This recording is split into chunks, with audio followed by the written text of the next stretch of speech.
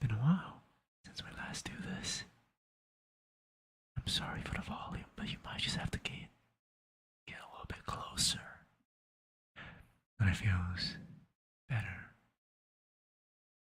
We can enjoy the time like these. Evening, morning, and everyone, and afternoon, everyone. How's everyone's day? Nice seeing you here, Bucket, Isabelle, Cosmos. It's been a while since we got back to reading the stories of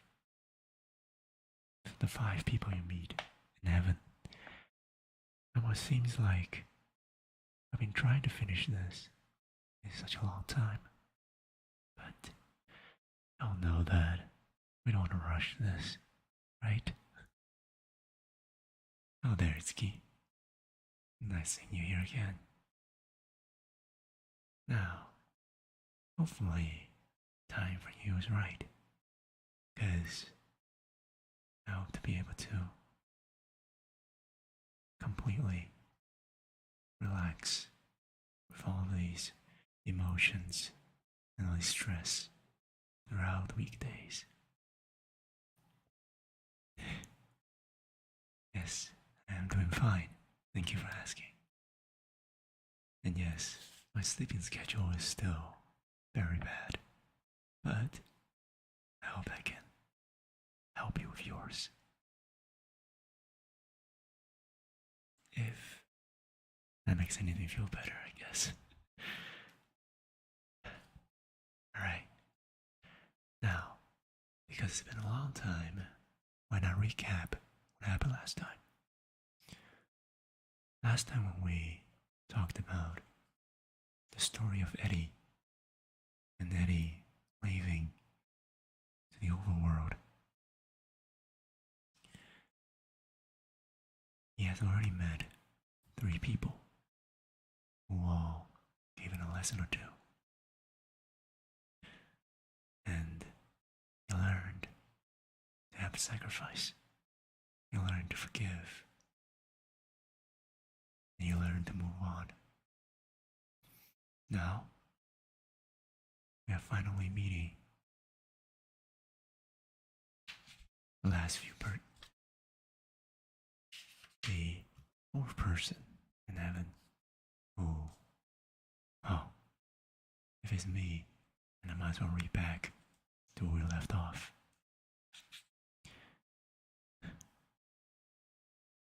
I guess that's one way to be intimate. But give me a second, please. I need to check on something really quick.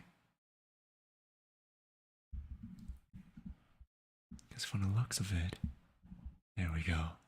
That feels a lot better. Okay. Right.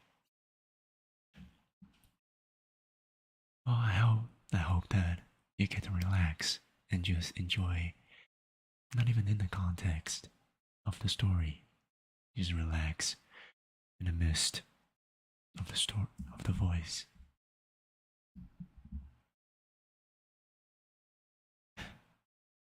And last time, Eddie sees woman in gowns. Her dark hair fell over one eye. Eddie's heart nearly burst. His lips took a moment to part, and a sound from the back of his throat took a moment to rise. But they came together in the first letter of the only name that ever made him feel this way. He dropped to his knees. "Margaret," he whispered. "For the bitter and the sweet," she said.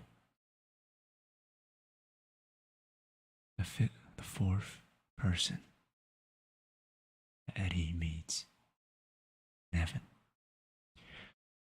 Eddie stared at young Margaret. "It's not you," he said. She lowered her almond basket. She smiled sadly. The tarantella was dancing behind him, and the sun was fading behind a ribbon of white clouds. It's not you. Then he said again.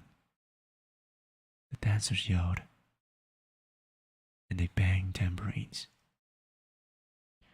She offered her hand, and then he reached for it quickly, instinctively, as if grabbing for a falling part. Their fingers met, and he had never felt such a sensation, as if flesh was forming over his own flesh, soft and warm, almost ticklish. She knelt down beside him. It's not you, he said. It is me, she whispered. It's not you, it's not you, and he mumbled as he dropped his head onto her shoulder and, for the first time since his death, began to cry. Their wedding took place Christmas Eve on the second floor of a dimly lit Chinese restaurant called Sammy's Hunks. The owner, Sammy, agreed to rent it for that night, figuring that he'd have little other business. Then he took what cash he had left in the army and spent it on the reception. Roast chicken and Chinese vegetables and port wine and a man with an accordion. The chair for the ceremony were needed for the dinner, but once the vows were taken, the waiters asked the guests to rise and carry the chairs downstairs to the table. The accordion man sat on a stool. Years later, Margaret would joke that the only thing missing from their wedding were the bingo cards. That is a peculiar way to get hungry there, Bagyasha. But do suit yourself with some good food if you crave more. Or maybe it just be me. Sorry. When the meal was finished and some gifts were given, the final toast were offered and the accordion man packed his case. Eddie and Margaret left through the front door. It was raining lightly, a chilly rain. The bride and groom walked home together, seeing as it was only a few blocks. Margaret wore her wedding dress beneath the thick pink sweater. Eddie wore his white suit coat, the shirt pinching his neck. They held hands and moved through the pools of lamplights. Everything around them seems bottomed up tight.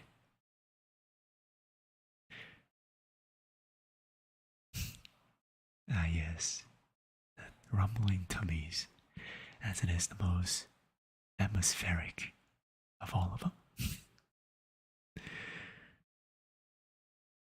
But yeah, just finished my meal before this. Maybe next time we can have some food on the table. But we are here to finish and go through our long going story. Let us continue, shall we? People say they find love as if it were an object hidden by the rock. But love takes many forms, and it is never the same for any man, woman. What people find then is a certain love, and Eddie found a certain love of Margaret, a grateful love, a deep but quiet love, one that he knew above all else was irreplaceable. Once she's gone, he'll let the days go stale. He put his heart to sleep. Now, here she is again, as young as the day they were wed. Walk with me, she said. And he tried to stand, but his bad knee buckled. She lifted him effortlessly. Your leg, she said, regarding the faded scar, tender familiarity. Then she looked up, took a tuft of hair above his ear. It's white, she said, smiling. Yet he couldn't get his tongue to move. He couldn't do much but stare. She was exactly as she remembered. More beautiful, really. For his final memories of her had been as older, suffering woman. He stood beside her, silent, until her dark eyes narrowed and her lips crept up mischievously. Eddie, she almost giggled. Have you forgotten so fast how I look? How I used to look. And he swallowed. I never forgot that. She touched his face lightly, and the warmth spread through his body.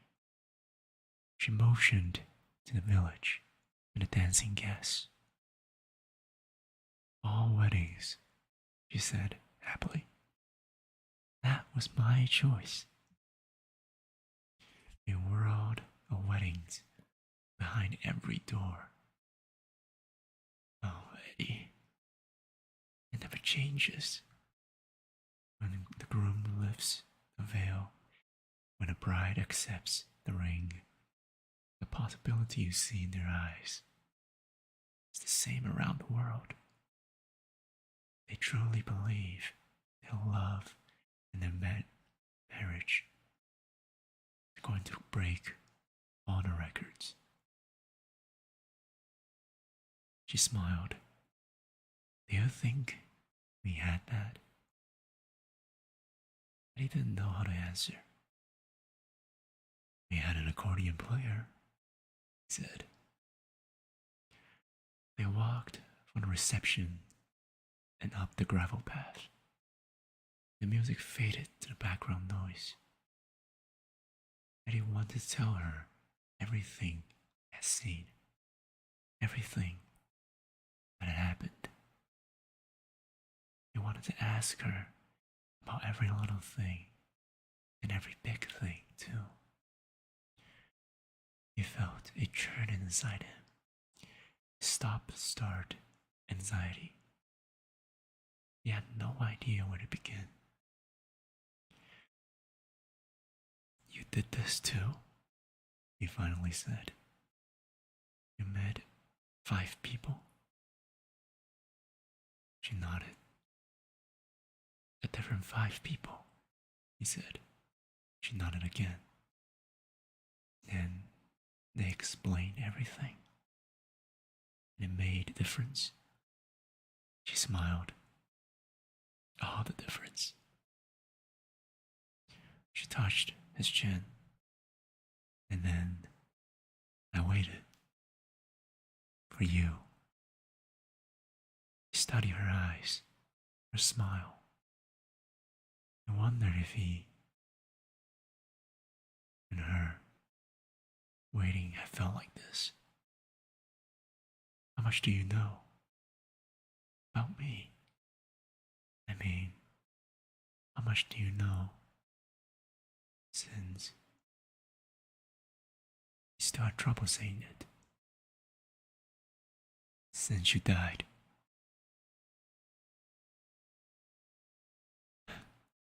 I sure as hell cannot imagine that, Bagyasha. But, let's just say, in a short time, it wouldn't really happen. But, don't let that stop your imagination. Of course. Anyhow, she removed the straw hat and pushed the thick, young lock away from her forehead. Oh, I know everything that happened when we were together. She pursed her lips, and now I know why it happened. Put her hands on her chest, and I also know that you loved me dearly. She took another hand, then you felt a melting warmth. I don't know how you died, she said. Eddie thought for a moment. I'm not sure either, he said. There was a girl, a little girl. She wandered into the ride, and she was in trouble. Margaret's gaze widened. She looked so young. This was harder than Eddie figured, telling his wife about the day that he was killed. They had these rides, see, these new rides. Nothing like we used to have. Everyone has to go 1,000 miles an hour now. Anyhow, this one ride drops these carts, and the hydraulic was supposed to stop it, bring it down slowly. But something sliced the cable, and the car snapped loose. I still can't figure it, but the car dropped because I told him to release it. I mean, I told Dom. He's this kid who works with me now. It wasn't his fault, but I told him that I tried to stop it. But he couldn't hear me. And his little girl was sitting there, and I tried to reach her. I tried to save her. I felt her hands, then He stopped. She tilted her head, urging him to go on. He exhaled deeply. I ain't talked this much since I got here, he said. He nodded and smiled, a gentle smile. At the sight of it, his eyes began to moisten, and a wave of sadness washed over him, and suddenly, just like that, none of this mattered. Nothing about his death, or the park, or the crowd he had yelled at to get back. Why was he talking about this? What was he doing? Was he really with her? Like a hidden grieving that rises to grab the heart, his soul was ambushed with old emotions. His lips began to tremble, and he was swept into the current of all he had lost. He was looking at his wife, his dead wife, his young wife, his missing wife, his only wife. He didn't want to look at anyone. Oh God, Margaret, I'm so sorry. I'm so sorry. I can't say. He dropped his head into his hand, and he said it anyhow. He said what everyone says I miss you so much.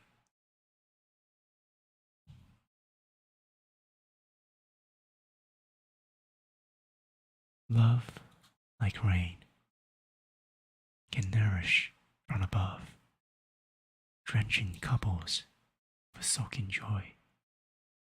But sometimes, under the angry heart of life, love dries on the surface and must nourish from below, tending to its roots, keeping itself alive. The accident on Leicester Street sent Margaret to the hospital. Was confined to bed rest nearly 6 months.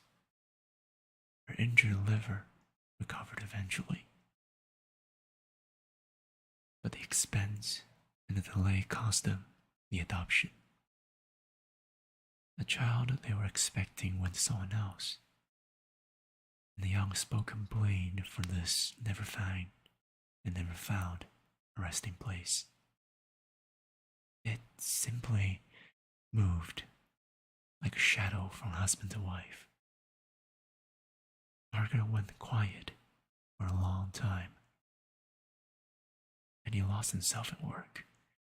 A shadow took a place at their table, and they ate in his presence. Amid the lonely clanking forks and plates, when they spoke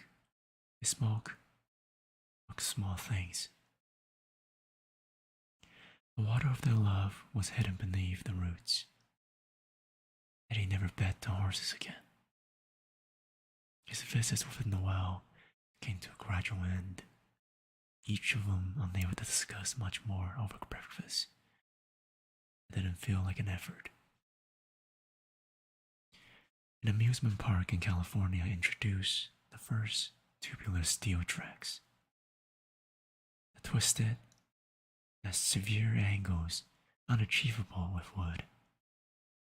And suddenly, roller coasters, which had faded to near oblivion, were back in fashion. Mr. Bullock, the park owner, had ordered a steel track model for Ruby Pier, and Eddie oversaw the construction. He barked at the installer, checking their every move. He didn't trust anything this fast. 60-degree angles? He was sure someone would get hurt. Anyhow, he gave it a distraction. The Stardust band shell was torn down. So was the zipper ride and a tunnel of love, which kids found too corny now. A few years later, a new boat ride called a long flume was constructed. And, to Eddie's surprise, it was hugely popular.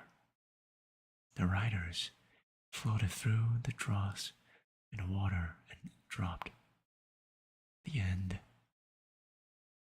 into a large splash pool. And he couldn't figure why people so loved getting wet when the ocean was 300 yards away. He maintained it's just the same working shoeless in the water, ensuring that the boats never loosened from the tracks. In time, husband and wife began talking again. One night, and he even spoke about adopting. Margaret rubbed her forehead and said, We're too old now. And he said, What's too old to a child? The years passed, and while the child never came, the wound slowly healed. Their companionship rose to fill the space they were saving for another. In the morning, she made him toast and coffee, and he dropped her at her cleaning job and drove back to the pier. Sometimes, in the afternoon, she got off early and walked the boardwalk with him, following his rounds, riding carousel, horses, or yellow painted clamshells. As Eddie explained, the rotors and the cables, and listened for the engine's hum. One July evening, they found themselves walking by the ocean, eating great popsicles, their bare feet sinking in wet sand. They looked around, realizing they were the oldest couple on the beach. Margaret said something about the bikini bathing suits the young girls were wearing. Now, she was never have the nerve to wear such a thing. They said the girl was lucky, because if she did, the man would not look at anyone else. And even though by this point, Margaret was in her mid-40s, and her hips had thickened, and a web of small lines had formed around her eyes, she thanked Eddie gratefully and looked at his crooked nose and wide jaw. The waters of her love fell again from above and soaked them as surely as the sea had gathered at their feet. 3 years later, she was breading chicken cutlets in the kitchen of their apartment, the one they had kept all this time.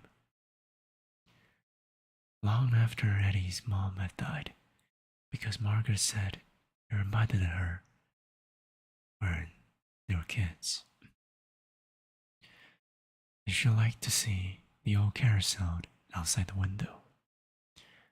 Suddenly, without warning, the fingers of her right hand stretched upon uncontrollably. They moved backward. They were not close. The cutlass slid from her palm and it fell into the sink. Her arm throbbed and her breathing thickened. She stared for a moment at his hand with a locked finger that appears to belong to someone else, someone gripping at a large, invisible jar. And everything went dizzy. Eddie? She called, but by the time she arrived, she had passed out on the floor. They determined, a tumor on the brain, and her decline would be, like many others, treatment that made the disease seem mild. Hair falling out in patches, mornings spent with noisy radiation machines, and evenings spent vomiting in the hospital toilet.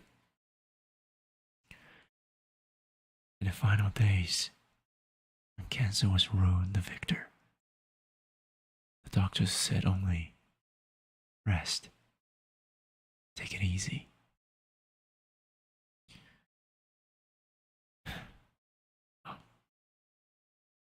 Hello there, Wong. It's good to have you join us. How's your day? We're just here to slowly relax, maybe head on the side. Just work or take a break.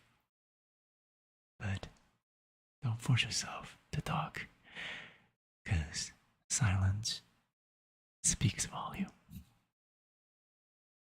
Anyway,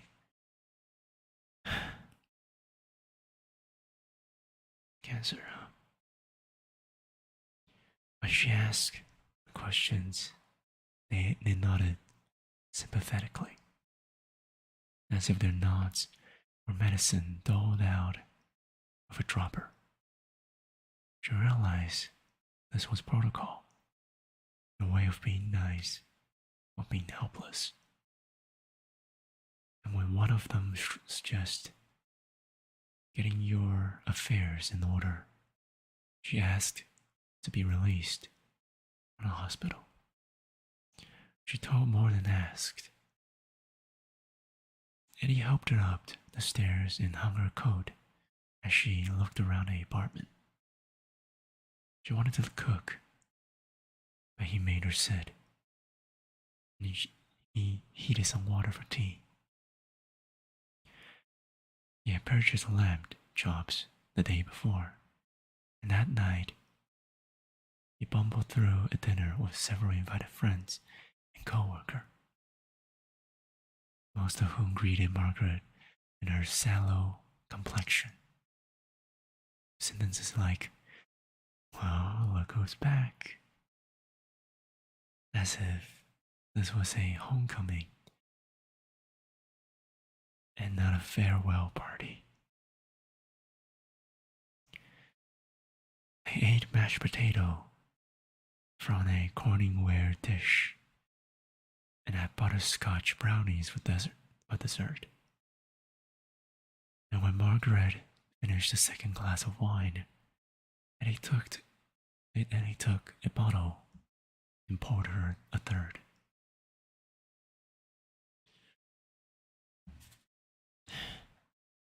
Two days later, she woke with a scream. He drove her to the hospital in a pre-drawn silence. They spoke in short sentences. When doctor might be on, when he should call. And even though she was sitting in the seat next to him, he felt her in everything. In the steering wheel, in the gas pedal, in the blinking of his eye, in the clearing of his throat. Every move she made was about hanging on to her. She was 47. "You have the card, right?"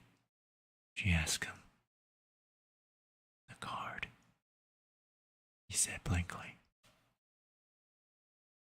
He drew a deep breath and closed her eyes. Her voice was thinner when she resumed speaking, as if the breath caused her dealing.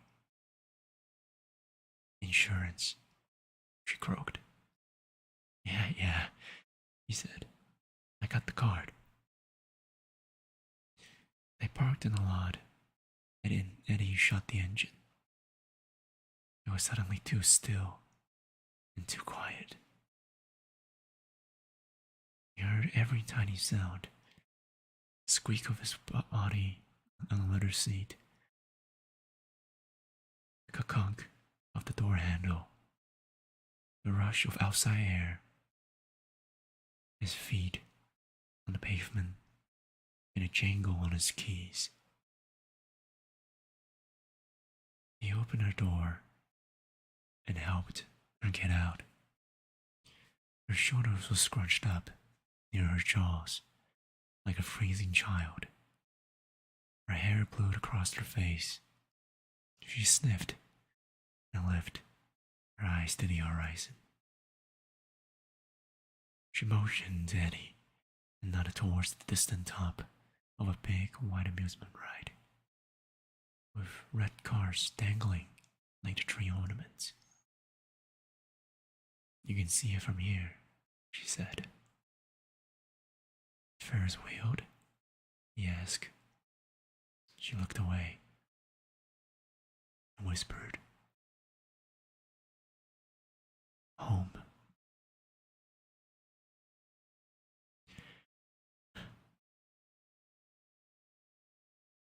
Good to see that you're taking that good slumber on. Let us continue. because he had not slept in heaven.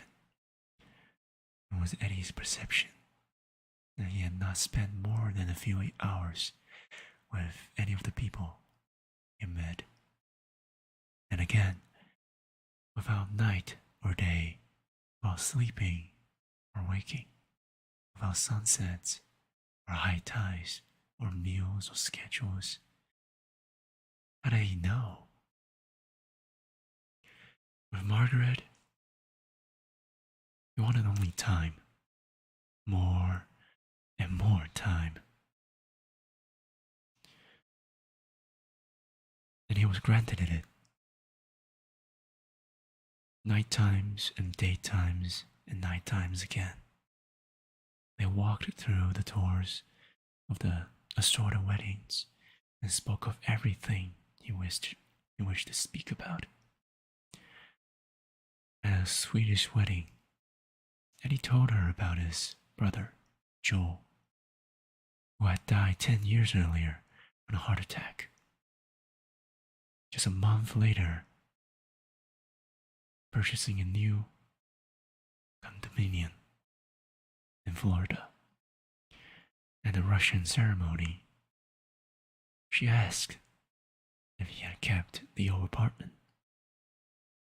And he said that he had. And she said she was glad.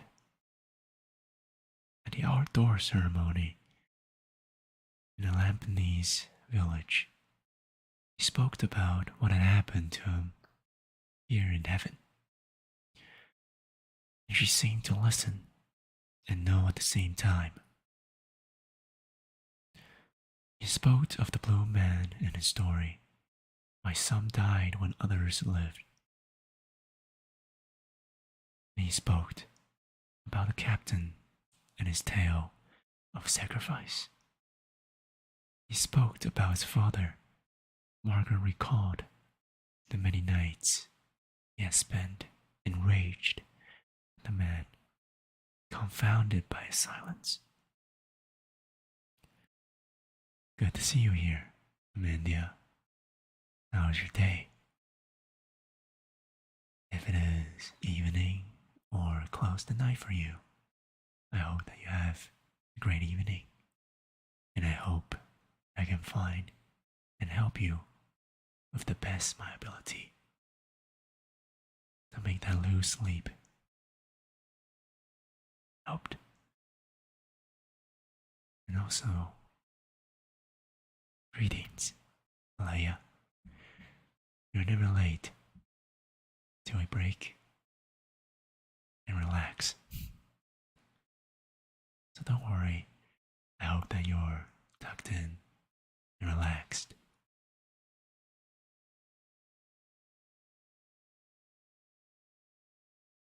As we continue, Eddie told her he had made things square, and her eyebrows lift and her lips spread, and Eddie felt an old, warm feeling as he had missed for years. The simple act of making his wife happy. One night, Eddie spoke about the changes at Roby Pier, how the old rides has been torn down, how the penny whistle music at the arcade was now bearing rock and roll, how the roller coaster now had corkscrew twist and carts that hung down from tracks on the dark rides, which once meant cowboy cutouts and cloth pants are for a video screen now, like watching television all the time. He told her the new names. No more dippers or tumblebugs. Everything was the Blizzard, Mindbender, Top Gun, the Vortex. Sounds strange, don't it? And he said. It sounds, she said, wistfully, like someone else's summer. And he realized that was precisely what he had been feeling for years. I should have worked somewhere else, he told her. I'm sorry I never got us out of here. My dad, my leg. It always feels like such a bum after a war. He saw sadness passed over her face. What happened? She asked. During the war. He had never quite told her. It was all understood. Soldiers in his days did what they had to do and didn't speak of it once they came home. He thought about the man he had killed, thought about the guards, thought about the blood on his hands. He wondered if he'll ever forget and be forgiven. I lost myself, he said. No, wife said. Yes, whispered. She said nothing else. That time, they're in heaven. The two of them will lie down together. But I did not sleep. On earth, Margaret said, when you fall asleep, you sometimes dreamed your heaven, and those dreams helped to form it. But there was no reason for such a dream now. Instead, Eddie held her shoulders and nuzzled in her hair and took long, deep breaths. At one point, he asked his wife if God knew he was here. She smiled and said, Of course. Even when Eddie admitted it, that some of his life he spent hiding from God, and the rest of the time, he thought, went unnoticed.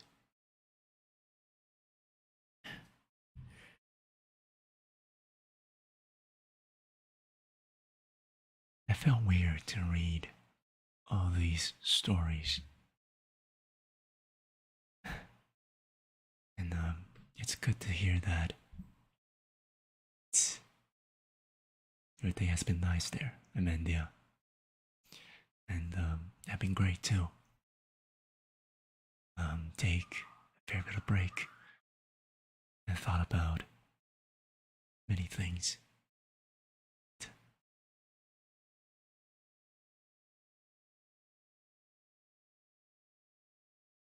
When I was reading these stories, I never really thought about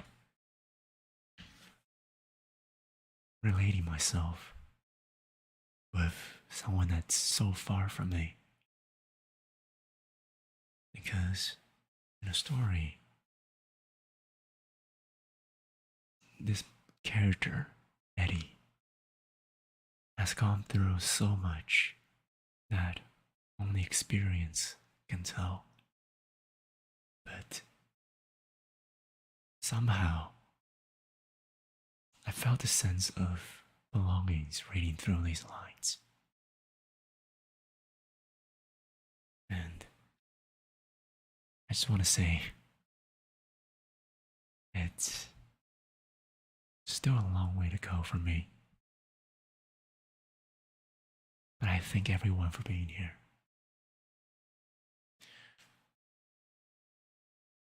I always like to keep these as long as possible, but I feel like reading through all these without pause is a little bit of a drag. So for those mischievous people who are still awake now is a good time to be talking and chatting between all of us. I would like to read about our stories, Amandia, but is that story still made? I'd love to hear any of the ideas that you have.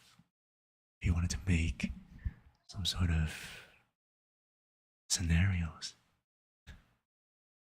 I'd love to read stupid stories just works. And also, evening or morning or afternoon, near observer. How's your day? We had just reached a bit of, that I like to say, a reminder of love there. And I'm pretty sure I've told this before, but knowing myself and knowing how, quote unquote, oh, selfish I am, at least my dream one day was to be able to find someone that I can devote my life to. Someone that believes me and I can believe him. And we're able to live together. Just me and them. And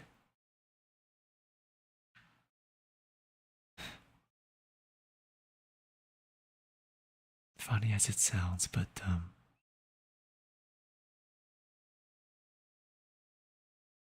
great segue here, but sorry to get a little bit of that emotions in and controlled. With my very, very, very severe attachment problem, my issue with trusting someone, I just wish to not get hurt anymore. And for the people who are having bad relationship or having bad times, I just hope that it could be better for all of us. And yeah, think about it. It is sweet that, yeah, that is my final goal. To be able to no longer worry about the future. Stop dwelling on the past and clinging on to the present. To someone that I can love forever. To say, I love you from my heart. And the day that you're gone is going to be the day that I'm going to stop dwelling on the past.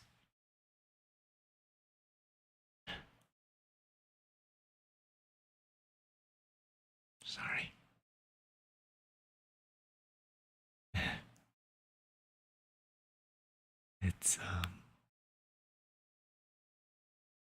It's hard sometimes to think like this. Be emotional. And once you get emotional, it's just a downward spiral.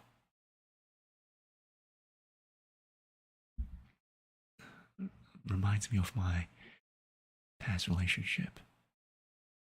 It's always me trying my best to make things right, but I was never able to do it right, no matter how hard I tried. Oh, maybe I'm just not good enough, but I won't stop trying. That's for sure. I don't know about you, but I got into a point in which I didn't fall in love for years. Whenever I did, I pushed the person away to avoid them. It was lonely, but I felt bittersweet safe. I could not agree with you more there, Amandia. I literally cannot agree with you more. Because that's me too. Try to open up, try to understand someone, but once someone came to me, I'm just scared to move on and give it a chance anymore. Every single time that I try to give something a chance, something goes to hell. And no matter what happened, the only one who gets hurt was always me.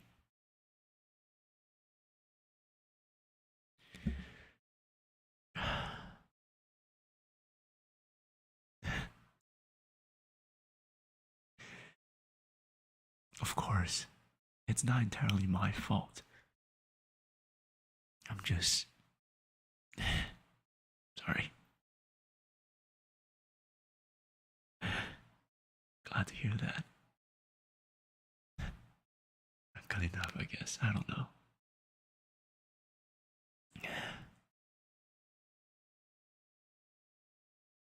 Kinda wanted to just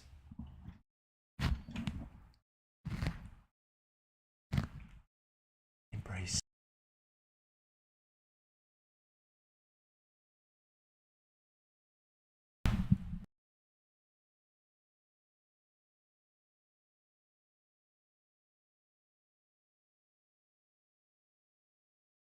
Jesus, sorry. Having a mic issues. But yeah, kinda wanna just have a hug with someone.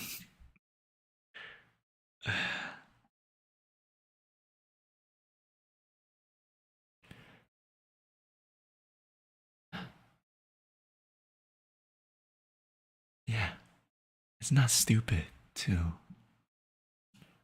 love. But I'm just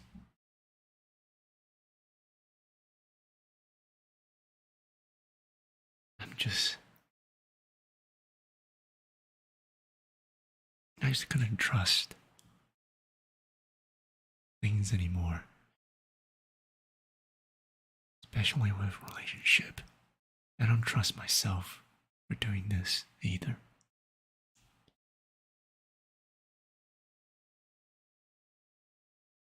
So I guess I'll just forever be alone for myself. As long as I'm happy. That's what's mattered.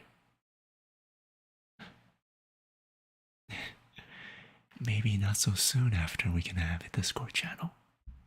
You never know.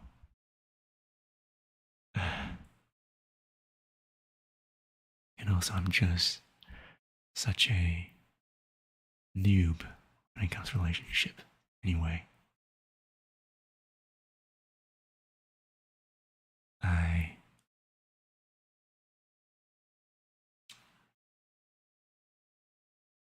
used to think that having a relationship is just to devote myself to someone else. But after a while, I kind of realized it was never as simple as that. I remember showing myself to be invulnerable. But then others told me that I'm disingenuous. But then I show myself to be vulnerable. Then people call me weak. How ironic, huh? Pardon, just thinking out loud here. I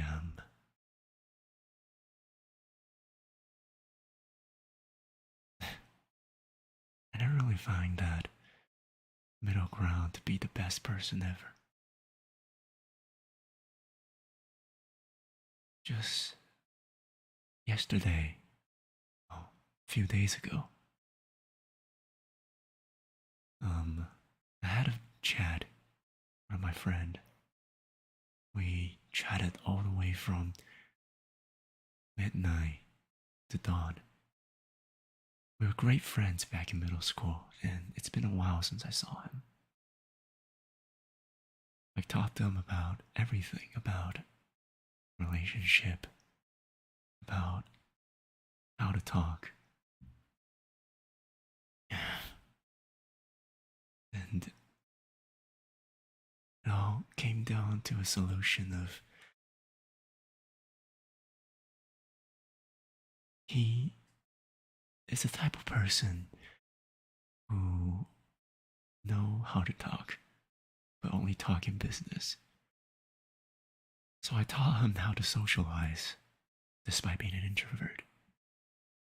But then I realized myself that the so-called social skill that I possess is merely a facade of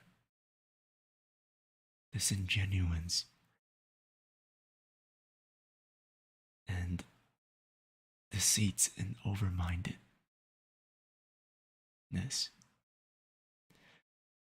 I find myself agreeing on things that I never really agreed upon in the first place, but only did it to praise someone. Well, but whatever. Maybe fighting violence with violence is not exactly the best option here. So it's okay, people. I understand your concern, and I appreciate all of your supports. But I know it's just part of growing up, I guess. Despite being matured and everything, I always wake up in the midnights or never sleep in the first place, looking up and realizing that that never changed. I just find my way to understand others. That's what people called maturity. And that was what mattered. People.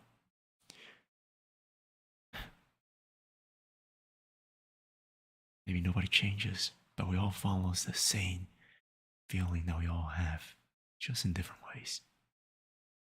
And yes, you can say something you wanted. I'm all ears.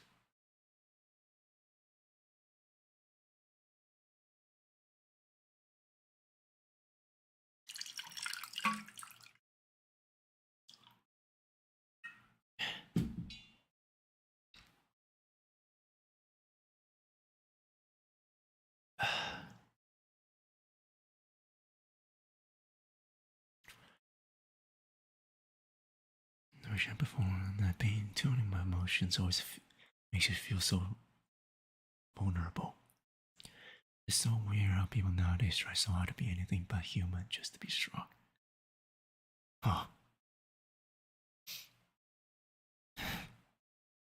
Yeah. But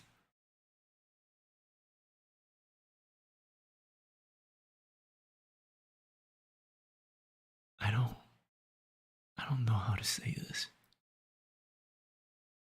But truly, um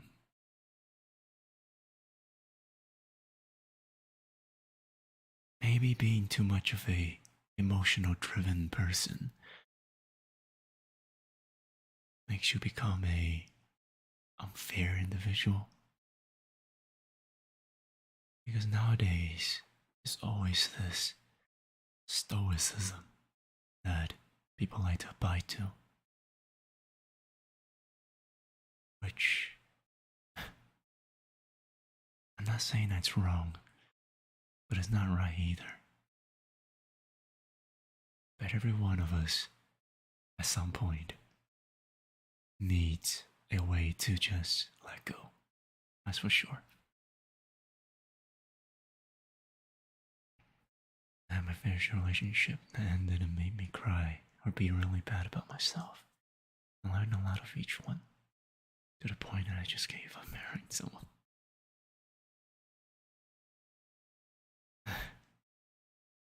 Yeah, maybe trying is the best way possible. Is the best way possible.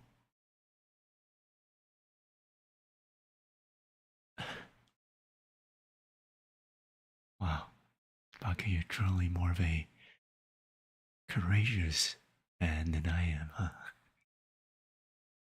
I would never in my life ever try to have any dating apps. And a bit too insecure to ever think of that way. At least for myself, anyway.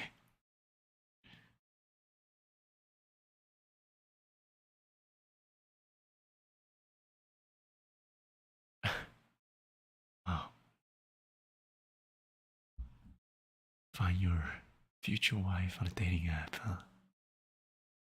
That is such a story to tell. You eventually have the time to tell your stories.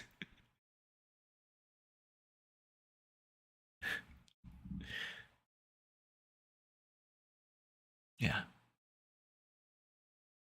real courageous ways, truly. But, sorry, I'm just, once again, thinking out loud here. And, sometimes being courageous is not exactly to be, well, stoic, but to be open. So, yes, I thank all of your comments and your shares of emotions.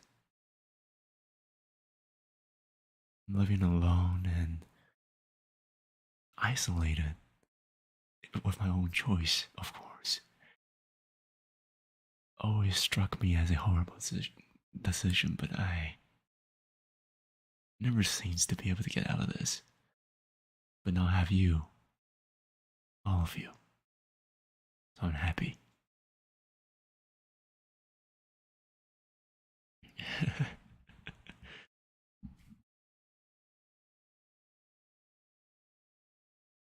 Also, I want to just say that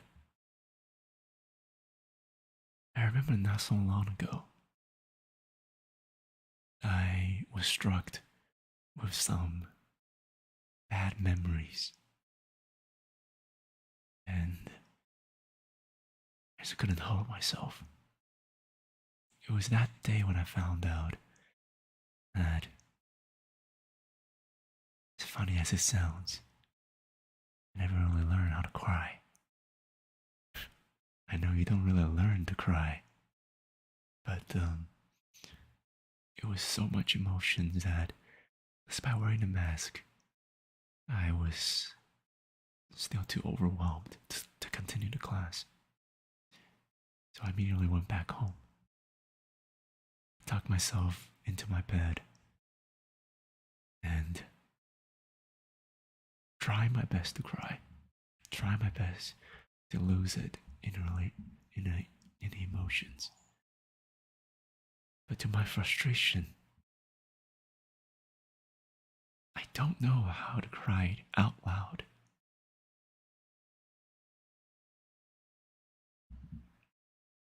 It could be because I never had the chance to do so. Sounds ironic, but um, I never had a chance where I cried out loud. It was always me alone in my own room sobbing over. I mean, this is not saying that I'm a broken person, but to say that I really feel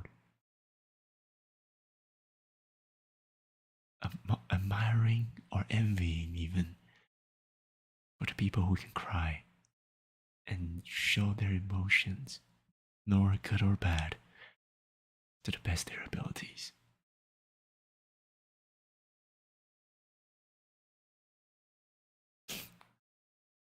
Sorry, just once again thinking out loud here.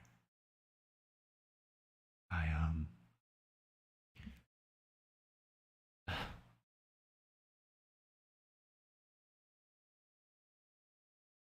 Alright. Need to take this book off my hand. But yeah.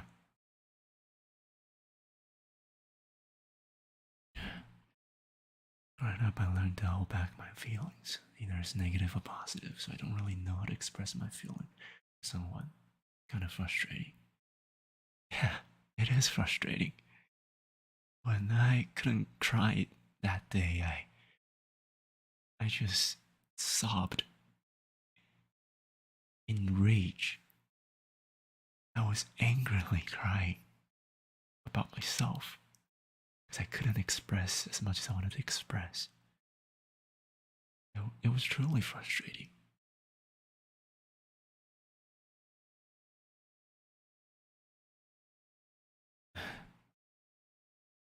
Yeah, it is true.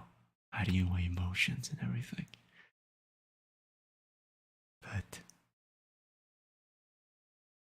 is it true to have your true self show in front of someone? I mean, is it true to that the best of yourself is your true self? Because I feel like my true self is, well, too egotistical, and I don't feel like anyone will find such persona to be a good, enjoyable trait. So I always head away. I always have to have this facade on myself.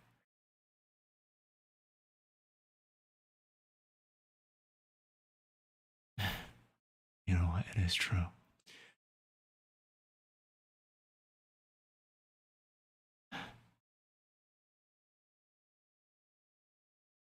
I'm just hoping that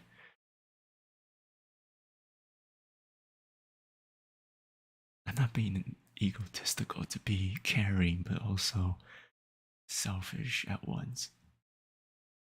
That's always been one of my insecurities, and I don't know about you, but has that ever been your insecurities? To feel like you treat two people so differently that you feel like you're not you anymore.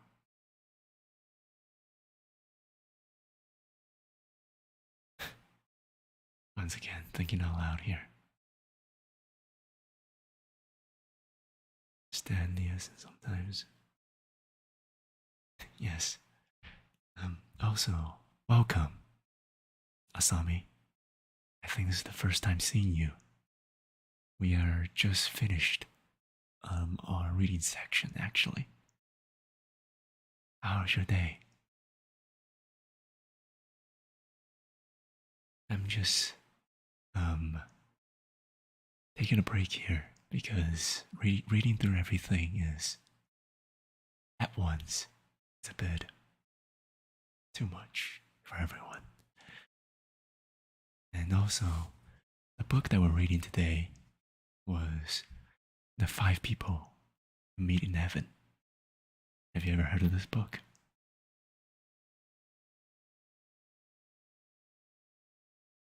We're all here for the friendly faces, of course.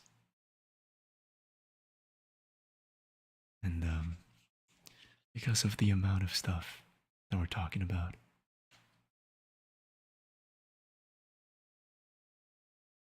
it got amounted to a chatting stream. No, it's okay though. You're not actually completely late because I'm thinking about going back to the story too. Yes, um, to sum everything up, I thank everyone for opening up and giving me advices. And I hope that I'm able to help you too. To show you what not to do as a person, I guess. And, yeah. I'm just happy that I get to see and get to hear friendly faces around me, around everyone. Because the world is as chaotic as it is. But it's good to have some sort of change in it, to see happiness surrounding me. I thank all of you for this. So, we should take a 2 to 3 minute break, and I'll be back. And when we come back, we continue our reading section. Because I don't want to make another ASMR chatting stream just for the sake of it. I'm sorry for that. And I'll be back. Everyone, take your breaks, close your eyes, and relax for a bit. I'll be back in no time.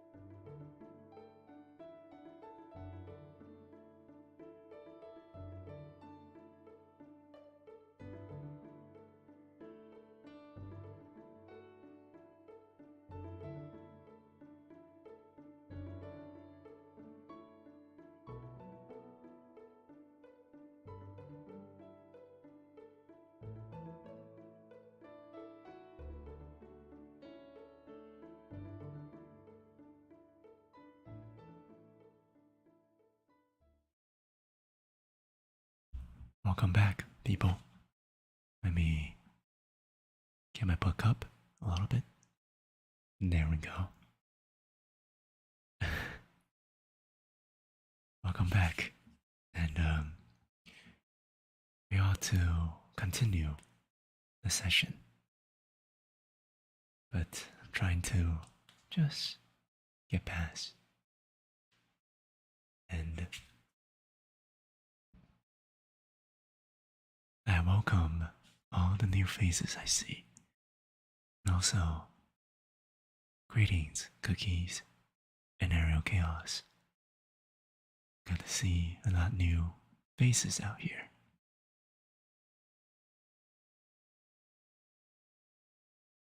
And we ought to continue our session, but seeing as there's a few new faces around here, it should be pretty good to acquaint ourselves before we start. For the times, well, unfortunately, I cannot answer that specific question for myself. But yes, other people has answered it.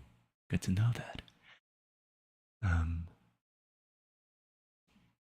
This stream is designed for the UTC plus 8, which is the Chinese and Japanese time, for the people who are close to the evening. But, of course, the VOD's gonna be up. So, if you miss it, or you're not entirely watching it in the right time, it's alright.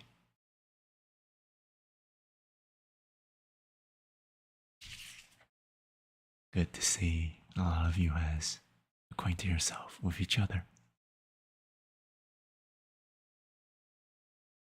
And also, not only is it good to see you here, Aerial Chaos, but first time seeing you, so I hope that I enjoy your stay and you can relax and socialize with the people around while enjoy the stream in hand. My day has been great. Thank you there, Basic Cookies. I had a really long sleeping session and wake up and immediately gone back to this. And aside from that, I also went around and learned very few things. But after this stream, I think tomorrow we can go back to our regular programming. Because tomorrow I may have the time to stream more. So let's keep some of the fancy stories out for tomorrow. For today, I hope all of you are ready and relaxed, because it's just a simple reading section. I hope that you can get that long awaited rest and weekends. Thank you, and enjoyed. As we've gone through the third and the fourth person, who is Margaret, now we are moving on to the fourth lesson of it. And, okay, it's alright, but do enjoy your stay. And, yeah, let's continue back to the story. Finally, after many talks, Margaret walked Eddie through another door. They were back inside the small, round room. She sat on a stool and placed her fingers together. She turned to the mirror, and Eddie noticed a reflection. Hers, but not his. "The bride awaits here," she said, running her hands along her hair, taking in her image, but seemingly drift away. "This is the moment you think about what you're doing, who you're choosing, who you will love. If it's right, Eddie, this can be such a wonderful moment." She turned to him. You had to live without love for many years, didn't you? He said nothing. You felt it was snatched away, and I left you too soon. He lowered himself slowly. His lavender dress spread before him. You did leave too soon, he said.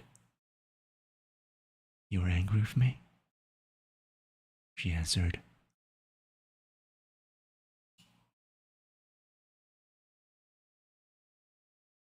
No.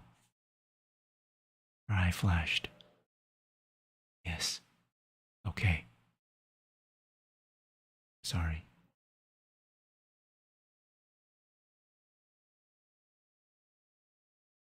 Okay, let us continue. Pardon. There was a reason to it all, she said. What reason? He said. How could there be a reason? You died. You were 47. You were the best person any of us knew. And you died. You lost everything. And I lost everything. I lost the only woman I ever loved. She took his hands. No, you didn't. I was here. Right here. And you loved me anyway. Lost love is still love, Eddie. It takes a different form, that's all. You can't see their smile, or bring them food, or tousle their hair, or move around the dance floor. But when those senses weaken, another one heightens. Memory. Memory becomes your partner. You nurture it. You hold it. You dance with it. Life has to end, she said. Love doesn't. Yet he thought about the years after he buried his wife. It was like looking over a fence. He was aware of another kind of life out there, even as he knew he would never be a part of it.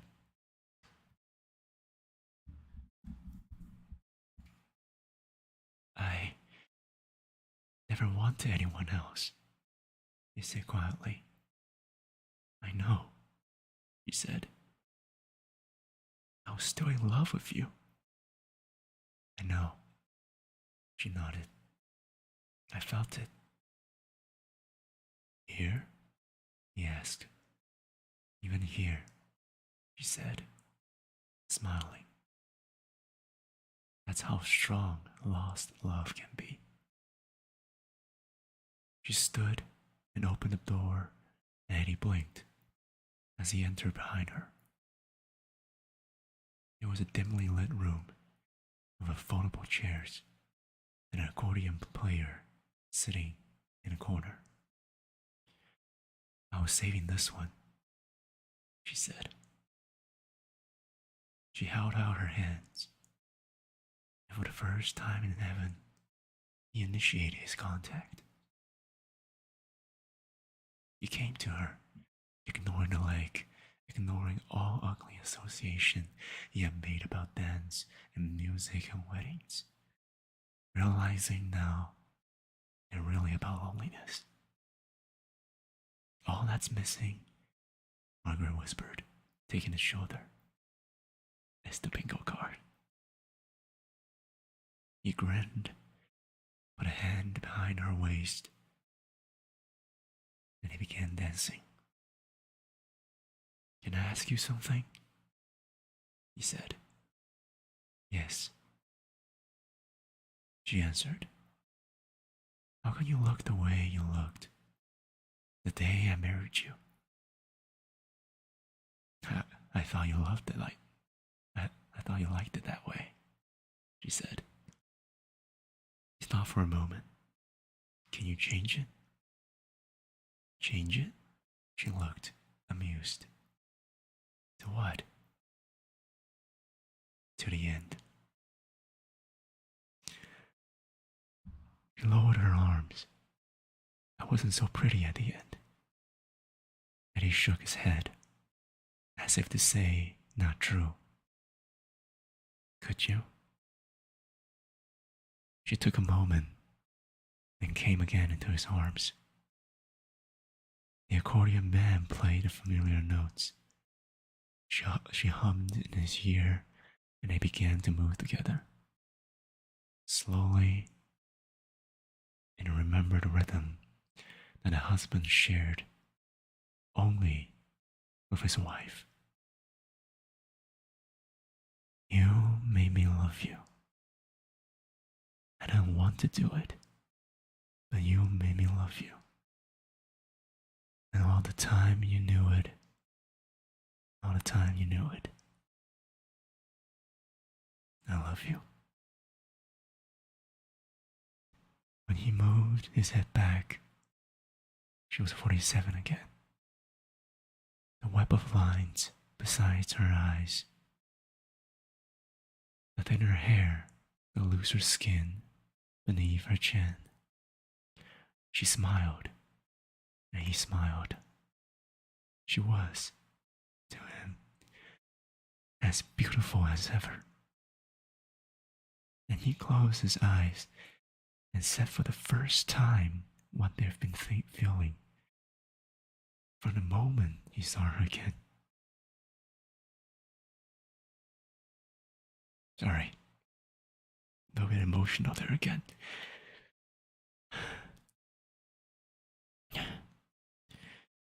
He closed his eyes and said for the first time what he had been feeling from the moment he saw her again.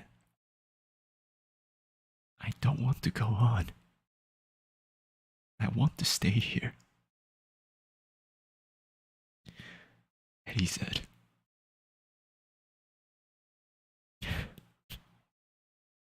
When he opened his eyes, his arms still held her shape. But she was gone. So was everything else.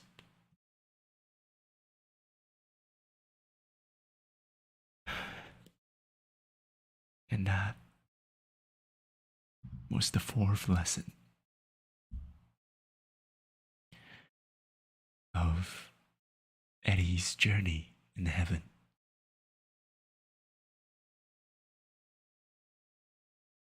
Now, with our normal ordeals, we shall continue with the next person as we finally make some progress. But God, is there a stream that I've not cried on? Because that 2 lines there was quite impactful. Maybe you are loved like that, Amandia. It's just you can't feel it yet. Maybe it's someone that you know. Maybe it's someone that I know. Who knew? But, goddamn.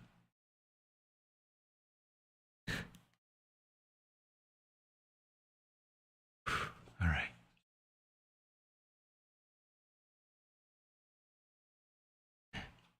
Maybe you'll never know, but maybe you know now. You just couldn't figure it out first. But let's continue with the 8th person. With the 5th person Eddie meets in heaven. White. It was only white now. No earth, no sky, no horizon between the two. Only a pure and silent white, as noiseless as the deepest snowfall at the quietest sunrise. White was all Eddie saw.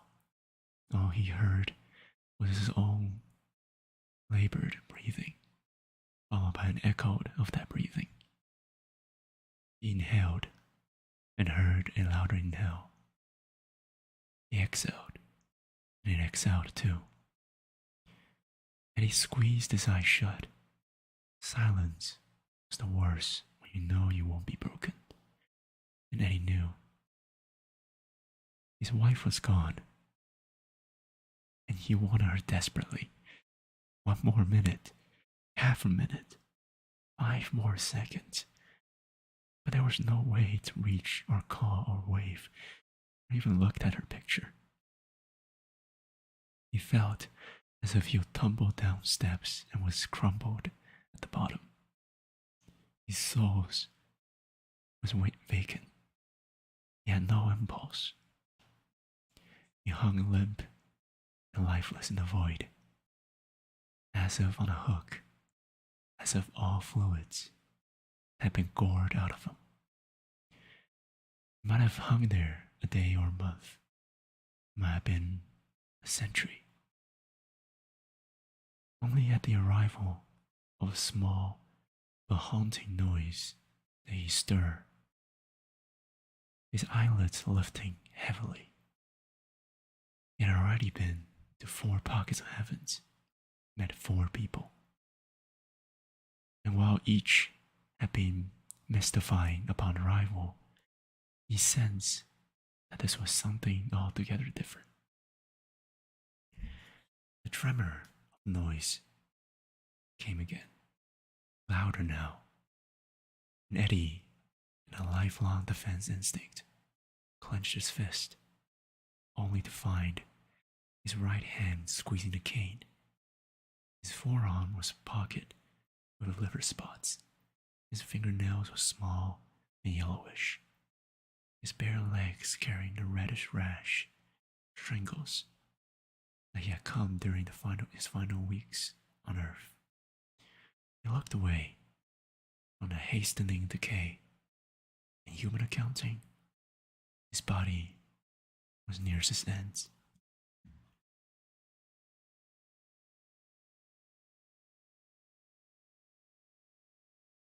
Now came the sound again. A high-pitched rolling of irregular shrieks and lulls. In life, Eddie had heard this sound in his nightmares. And he shuddered with the memory, the village, the fire, Smitty, and his noise, his squealing cackle that, in the end, emerged on his own throat when he tried to speak. He clenched his teeth, as if that might make it stop, but he continued on, like an unheeded alarm. And he yelled into the choking whiteness, "What is it? Do you want?" With that, a high-pitched voice moved back to the background.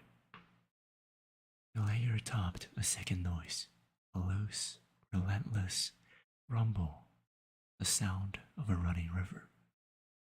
And the whiteness shrank to a sunspot, reflecting off shimmering waters. Ground appeared beneath Eddie's feet. His cane touched something solid.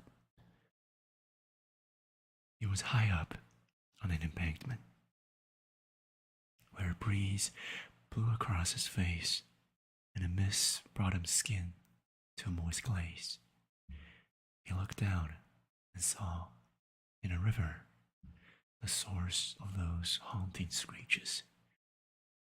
He was flushed with relief of a man who finds, gripping a baseball bat, that there's no intruder in his house.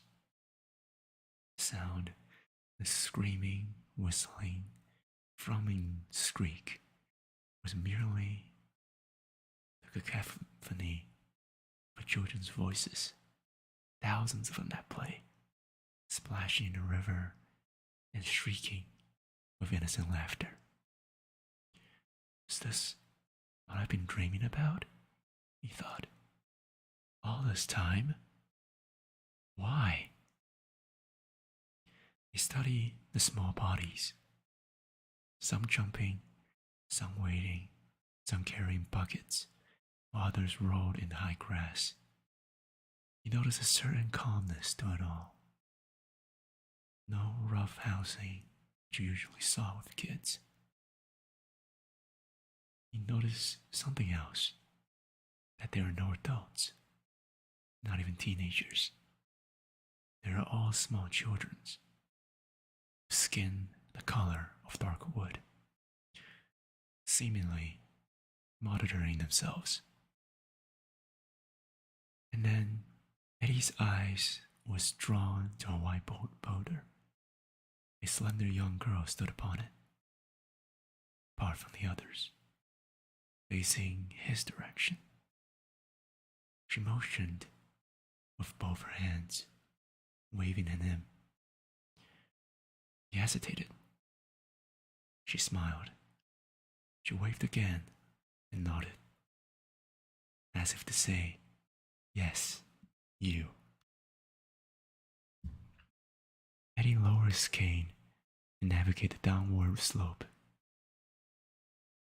He slipped, his bad knee buckling, his legs giving away. But before he hits the earth, he felt a sudden blast of wind at his back, and he has whipped forward and straightened on his feet. And there he was, standing before the little girl, as if he had been there all the time. This was the last lesson. The little girl appeared to be Asian, maybe 5 or 6 years old, with a beautiful cinnamon complexion, hair the color of dark plum, a small flat nose, full lips that spread joyfully over her gaped teeth, and the most arresting eyes, as black as seal's hide, with a pinhead of white serving as a pupil.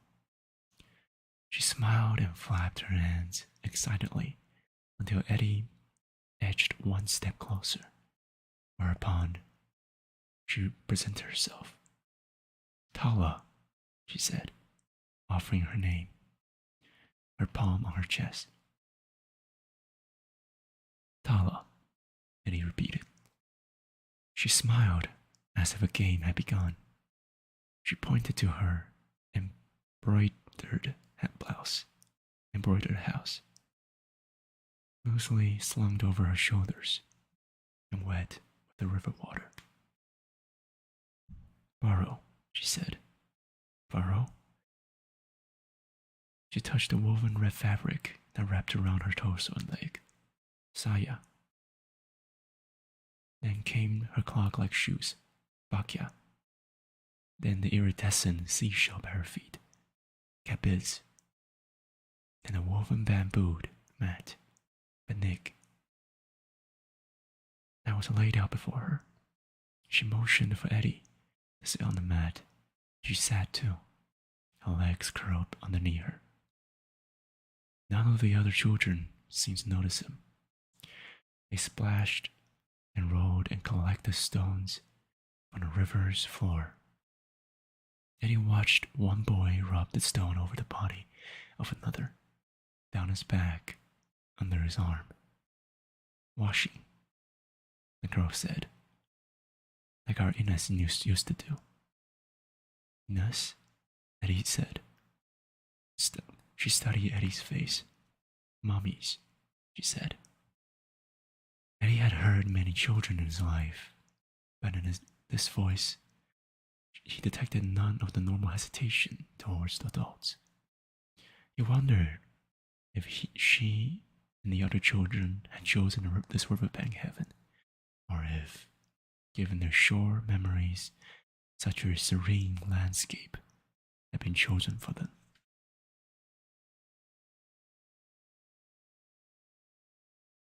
She pointed to Eddie's short shirt pocket. He looked down. "Pipe cleaner." "These," he said. He pulled them out and twisted them together, as he had done in his day at the pier. She rose to her knees and examined the process. His hands shook. You see? It's a... He finished the last twist. Dog. She took it and smiled. A smile Eddie has seen 1,000 times. Like that? He said. You burned me, she said. Eddie felt his jaw tightened. What did you say? You burn me. You make me fire.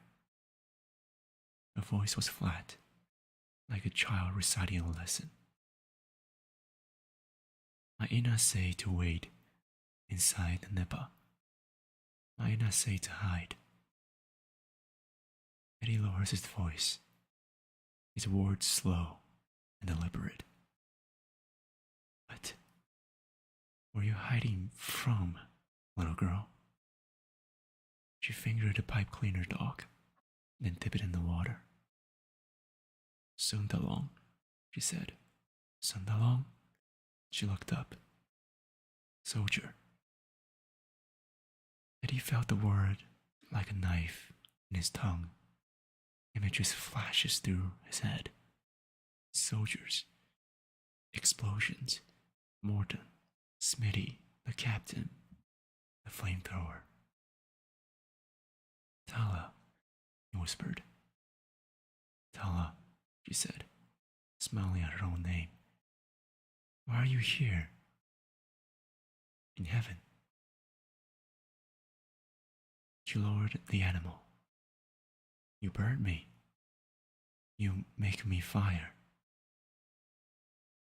Eddie felt a pounding behind his eyes. His head began to rush. His breathing quickened.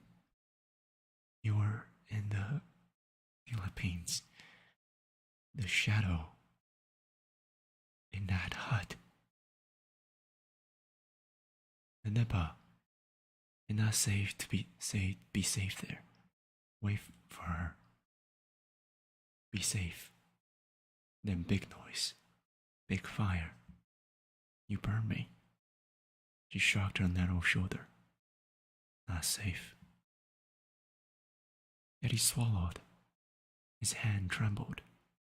And he looked into her deep black eyes. And he tried to smile. As if it were medicine the little girl needed. She smiled back, but this only made him fall apart. His face collapsed, and he burned and buried in his palm. His shoulders and lungs gave way. The darkness that had shadowed him all those years was revealing itself at last. It was real. Flesh and blood. This child, this lovely child. He had killed her, burned her to death. The bad dreams he had suffered, he had deserved everyone. He had seen something, that shadow in a flame, dead by his hand, by his own fiery hand. A flood of tears soaked through his fingers, and his soul seems to plummet. Well done. A howl rose within him, in a voice he had never heard before. A howl from the very belly of his being, a howl that rumbled the river water and shook the misty air of heaven. His body convulsed, and his head jerked wildly, until the howling gave way to prayer-like utterance, every word expelled in a breathless surge of confession. I kill you. I kill you. Then a whisper, forgive me. Then, forgive me. Oh, God. And finally, what have I done? He wept and he wept until his weeping drained into a shiver. Then he shook silently, swaying back and forth. He was kneeling on the mat before the little dark-haired girl who played with her pipe cleaner animal along the plank of the flowing river. At some point, when his anguish has quieted, Eddie felt a tapping on his shoulder and looked up to see Tala holding out a stone. "You wash me," she said. She stepped into the water and turned her back to Eddie. Then she pulled the embroidered barrel over her head. She recoiled. Her skin was horribly burned. Her torso and narrow shoulder were black and charred and blistered. When she turned around, the beautiful innocent face was covered in grotesque scars. The lips drooped, and the one eye was open. His hair was gone in patches of burned scalp. Shit. Covered now by hard, mottled scabs. "You wash me," she said again, holding out the stone. And he dragged himself into the river. He took the stone, and his fingers trembled. "I don't know how," he mumbled, barely audible. "I never had children." She raised her charred hand, and Eddie gripped it gently and slowly rubbed the stone against her forearm till the scars began to loosen. He rubbed harder. They peeled away, and as quickened his effort until a singed flesh fell and a healthy flesh was visible. Then he turned the stone over and rubbed her bony back and tiny shoulder and nape of her neck, and finally her cheeks and her forehead and the skins behind her ears. She leaned backwards into him, resting her head on his collarbone, shutting her eyes as if falling into a nap. He traced gently around the lids.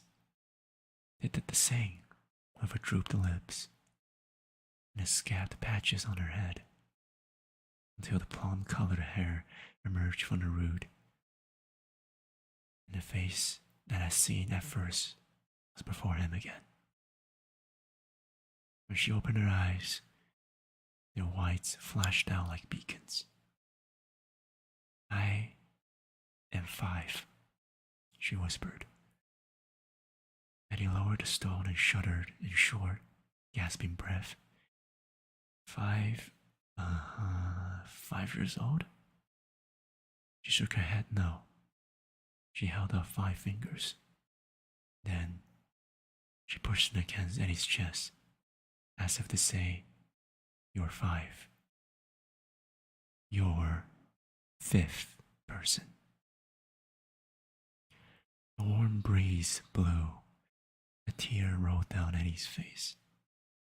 Tala studied the way a child studies a bug in the grass. Then she spoke to the space before them. "Why sad?" she said. "Why am I sad?" he whispered. "Here." She pointed down. "There." He sobbed, a final vacant sob, as if his chest was empty. He had surrendered all barriers. There was no grown-up to child to talk anymore. He said what he always said, to Margaret, to Ruby, to the captain, to the blue man, and more than anyone, to himself. was sad because I didn't do anything with my wife. I was nothing. I accomplished nothing. I was lost. I felt like I wasn't supposed to be there. Tala plucked the pipe cleaner dog from the water. Supposed to be there, he said. Where? At Ruby Pier? She nodded. Fixing right? That was my existence? He blew a deep breath. Why? She tilted her head, as if it was obvious. Children, she said. You kept them safe. You make good for me. She wiggled the dog against his shirt. It's where you were supposed to be, she said. And then she touched his shirt patch with a small laugh and added 2 words. Eddie maintenance. Eddie slumped in the rushing water. The stone of his stories were all around him now, beneath the surface, one touching another. He could feel his form melting, dissolving, and he sensed that he did not have long, that whatever came after the 5 people you meet in heaven was upon him now. Tala, he whispered. He looked up. She looked up. The little girl at the pier. Do you know about her? Tala stared at her fingertip. She nodded yes. Did I save her? Did I pull her out of the way? Tala took the idea and shook her head. No, Paul. And he shivered. His head dropped. And so there it was. The end of the story. Push, Tala said. I looked up. Push? Push a leg. No, Paul. You push. Big thing fall. You keep her safe. Eddie shut his eyes in denial. But I felt her hands, he said. It's the only thing I remember. I couldn't have pushed her. Felt her hand. Tala smiled and scooped up the river water and placed her small wet fingers in Eddie's adult grip. He knew right away they had been there before. Not her hands, she said. My hand. I bring you to heaven. Keep you safe. With that, the river rose quickly, engulfing Eddie's waist and chest and shoulder. Before he could take another breath, the noise of the children disappeared above him, and was submerged in a strong but silent current. His lip grip still entwined with Tala's, but he felt his body being washed from his soul, meat from the bone, and with it went all the pains and weariness he ever held inside of him. Every scar, every wound, every bad memory. It was nothing now. A leaf in water. And she pulled him gently through the shadow and light, through the shades of blue and ivory and lemon and black. And he realized all these colors all along were the emotions of his life. He drew up through the breaking wave of a gray ocean, and he emerged in a brilliant light above an almost infinite and unimaginable scene.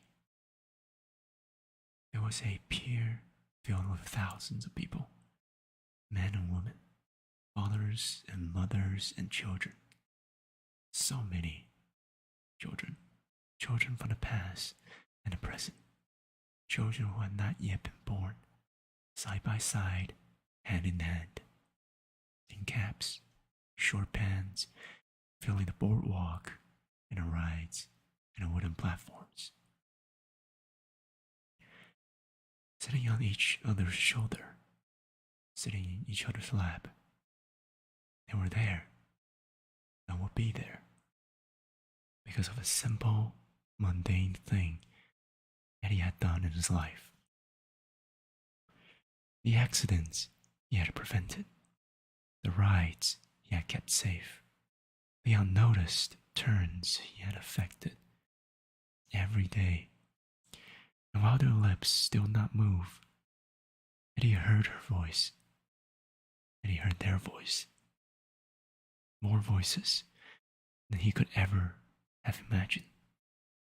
And a peace came upon him that he had never known before. It was free of Tala's grasp now, and he floated up above the sand and above the boardwalk, above the tent tops and spires of the midway, toward the peak of Big Y Ferris Wheel, where a cart, gently swaying, held a woman in a yellow dress, his wife, Margaret, waiting with her arms extended. He reached for her. He saw her smile, and the voices melded into a single word from God. Home.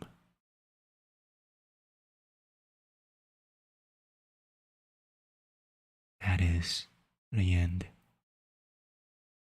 of the journey of Eddie. This book has been under my watch for so long now. I've read this because of a class in my college. And despite not being a bombastic entry, doesn't have photorealistic actions, what it has is sentimency and heart. I'm not a religious person, probably never will be, but in this book, I believe that everyone will be happier if they were to pass knowing what they have done.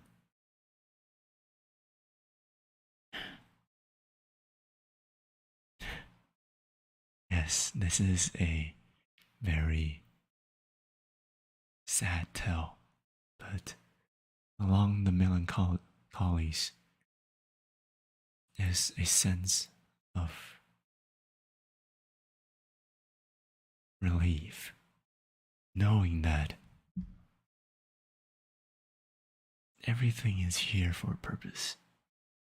Everything around me has a purpose. I have a purpose. Everyone has a purpose. And this book makes me acknowledge it once again.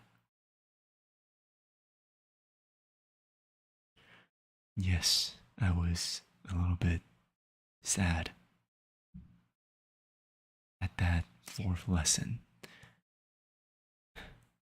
To be able to be loved and love someone,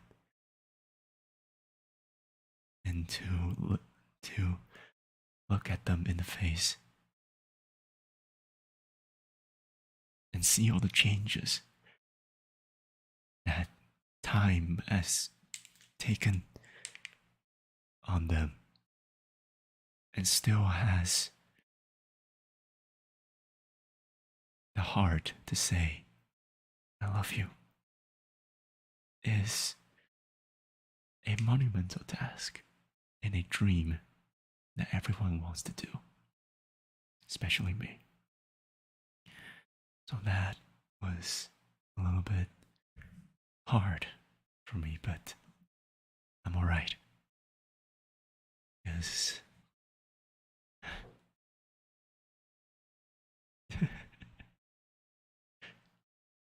good to see that.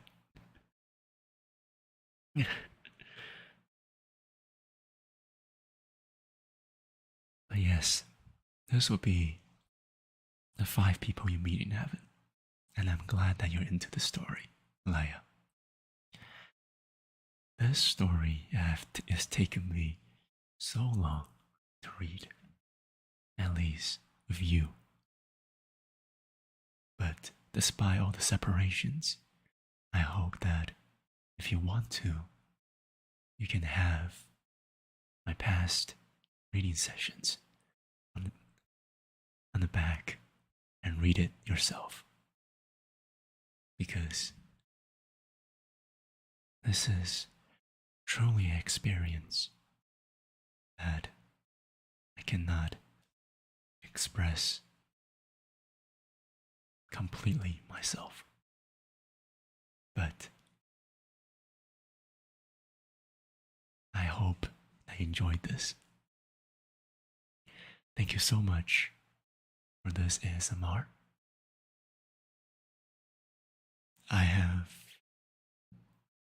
been thinking about a lot of things recently. And, well, as if I'm always am, but as of right now, we can look forward to more projects coming up. But thank you for being here with me. Tomorrow, we might just be able to see each other again. Who knows what's gonna happen? Maybe we can go back and, I don't know, finish some unfinished business from this week. But until then, this will be it for today, indeed. And unless they hire me for the Audible reading partners, I don't think they're never gonna be a thing. But you must never say never, right? Or maybe I'm here for a reason. No matter what, expect more of these reading sessions together. I have not decided on the next book yet, but if you have any ideas or any stories that you wanted to hear, then do share to me on Twitter or in a comment below. And I'm glad that you enjoyed the stream. Hope you have a really good day. Lord of the Ring books. Don't think that would be a multi-year project. But I can go with that direction. I'll think about it. Thank you for that. Alright. I'll be calling this a day for now. For those who are close to sleep, I hope you have a nice dream. For those who are just starting their day, I hope that you're going to have a wonderful day. And for the ones in the afternoon, I hope that the rest of your day is just as awesome as your previous times. And yes, maybe one day I'll read some romance novels too. But for now, this will be it. Thank you so much once again for sticking by for so long. And take care. And I'll see you, hopefully, very, very soon. Until next time, I love you.